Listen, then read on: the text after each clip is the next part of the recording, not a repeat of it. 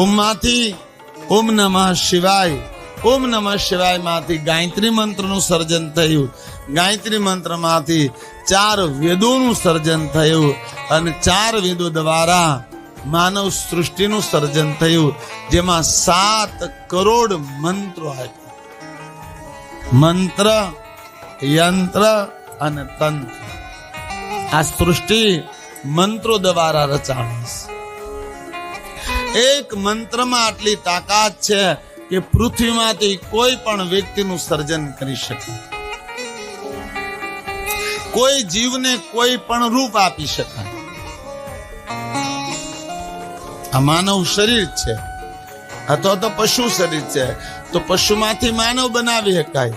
હા, માનવમાંથી પશુ બનાવી શકાય. હા, વૃક્ષમાંથી માણા બનાવી શકાય. હા, માણામાંથી વૃક્ષ બનાવી શકાય. શું કામ? કે પ્રકૃતિમાં મંત્ર દ્વારા માનવ સૃષ્ટિનું સર્જન છે. પણ આ શક્તિઓ આપણી પાસે વર્તમાનમાં છે નહીં, એનો પ્રયાસ પણ ન કરવો જોઈએ. યાની પૂરા બ્રહ્માંડનું સર્જન માનવ સૃષ્ટિનું થયું હોય તો વેદોથી થયું છે. વેદોનું સર્જન ગાયત્રીથી થયું છે. ગાયત્રીનું સર્જન ઓમ નમઃ શિવાયથી થયું છે અને ઓમ નમઃ સર્જન પરમ સત્તા ઓમકારથી થયું છે, જેને રુદ્ર ને રુદ્રાણી કહેવામાં આવે છે.